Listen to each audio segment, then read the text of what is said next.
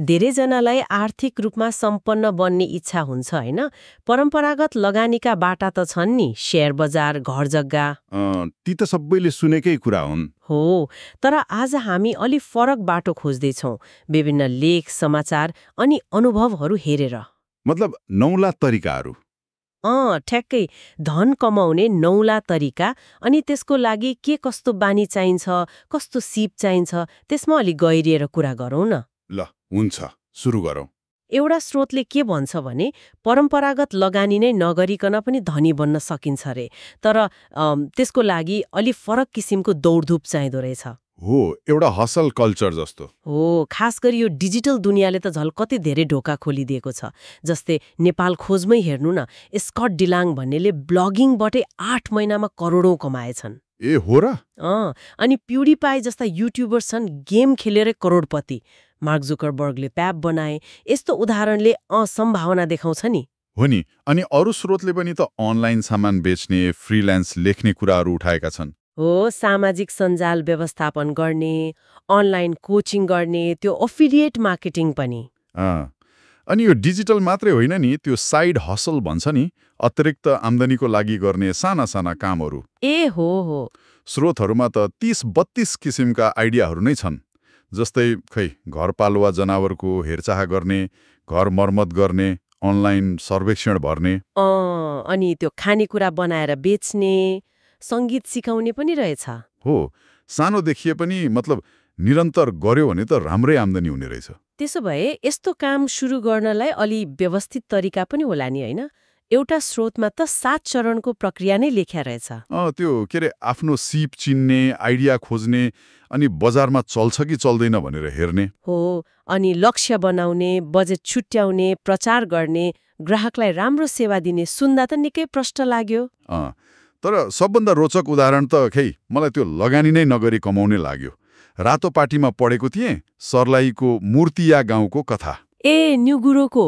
हो, त्यहाँका 3 दर्जन परिवारले जङ्गलको निगुरो टिपेरै वर्षको लाखौं कमाउँछन् रे। साँच्चै कस्तो राम्रो। यहाँ कुनै ठूलो योजना, लगानी केही छैन, खालि स्थानीय स्रोतको ज्ञान र मेहनत। हो त नि, प्रति मुठा 25 रुपियाँमा बेचेर दिनको 700 सम्म, वर्षमा एकजनाले 80 मा बजार। गत वर्ष त समुदायले नै झण्डै 30 लाख कमाएछन् रे निगुरोबाट। यसले त के देखाउँछ भने हाम्रै आँखा अगाडि पनि कति अवसर छन्, होइन, हामीले ध्यान नदिएका। बिल्कुल। अरू स्रोतले किताब लेख्ने, आविष्कार गर्ने पनि भन्छन्, तर त्यो व्यावसायिक जुवा जस्तो कुरा चाहिँ अनि जोखिमपूर्ण भयो, भाग्यमा भर पर्ने। हो, त्यो त हो।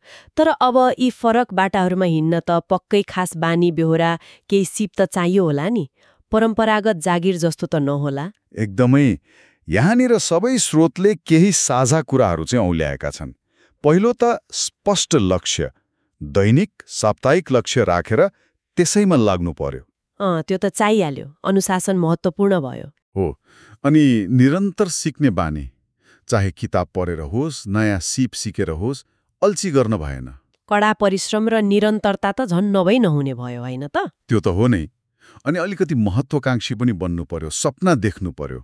कमाउने कुरा त भयो, तर पैसा कमाएपछि त्यसलाई टिकाउनु पनि त पर्यो नि। वित्तीय अनुशासनको कस्तो कुरा आएको छ?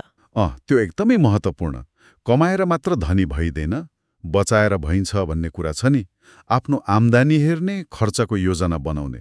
अनि खर्च गर्नु अगाडि नै बचत छुट्याउने, त्यो बानी बसाल्न गाह्रो छ, तर महत्त्वपूर्ण हो नि। अनि अर्को कुरा, देखासिकीमा खर्च नगर्ने, क्रेडिट कार्डको लतबाट बच्ने, यी बानीले नै पैसा जोगाउने हो। वित्तीय साक्षरता पनि त चाहियो होला नि, हिसाब किताब राख्ने, बीमा जस्ता कुरा बुझ्ने। एकदम। यी बानीसँगै केही खास सिपहरू पनि चाहिन्छन्, जस्तै राम्रो सञ्चार सिप, बोल्ने, लेख्ने दुवै। अनि समस्या समाधान गर्ने तरिका, अलि रचनात्मक भएर सोच्ने। हो, आलोचनात्मक सोच पनि। अनि आजकल त झन् परिस्थिति अनुसार आफूलाई ढाल्न सक्ने अनुकूलनशीलता र अरूसँग सम्बन्ध बनाउने नेटवर्किङ सिप पनि चाहियो। हो त नि, किनभने यी बाटामा एक्लै हिँड्नुपर्ने हुन सक्छ, बजार छिटो परिवर्तन हुन्छ। ठिक भन्नुभयो। भनेपछि आजको छलफलबाट के देखियो भने धनी बन्न एउटै मात्र बाटो छैन रहेछ।